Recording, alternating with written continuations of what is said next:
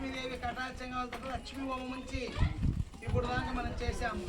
కాబట్టి మీరందరూ ఇక్కడ చూసే వాళ్ళకు, చేయించే వాళ్ళకు, చేసే వాళ్ళకు, తర్వాత ఇక్కడ వచ్చి విన్న వాళ్ళకు, దర్శనం చేసుకునే వారికి అందరి గురించి అమ్మవారి యొక్క ఆర్థిక బాధలు తొలగి సంపూర్ణమైన అమ్మ కటాక్ష మనకు సంపూర్తిగా లక్ష్మీ కటాక్ష ఉండాలన్నట్టుగా ఇప్పుడు దాకా హోమం జరిగింది. ఇప్పుడు జరిగే హోమము భూసూక్త హోమంతో చేస్తాము.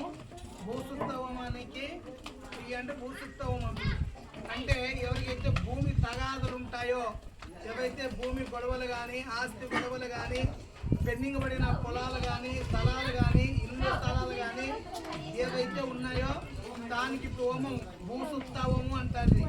ఈ భూసూక్త హోమము చేస్తారు. ఈ భూసూక్త హోమం ఎవరైతే మనసులో మీ యొక్క భూమి ప్రాబ్లం అయితే ఉన్నాయో అవి మనస్ఫూర్తిగా ప్రార్థిస్తే ఆ భూమి త్వరలో ఆ నరసింహస్వామి, ఆ కంబగి నరసింహస్వామి వారే తొందరగా దానికి ఒక సొల్యూషన్ ఇచ్చేస్తాడు. అందుకని ఇప్పుడు ఏం చేస్తాడు, భూసూక్త హోమం జరుగుతుంది. అందరు మీ యొక్క ఏవైనా పెండింగ్ ఉంటాయి కదా, పెండింగ్ ఉంటాయి, పర్సనల్గా ఉంటాయి, మాకు చెప్పినా లేదు మనసులో అనుకొని అది అనుకుంటే ఏవైతే పెండింగ్ ఉన్నాయో అవన్నీ మొత్తం క్లియర్ అయిపోతాయి.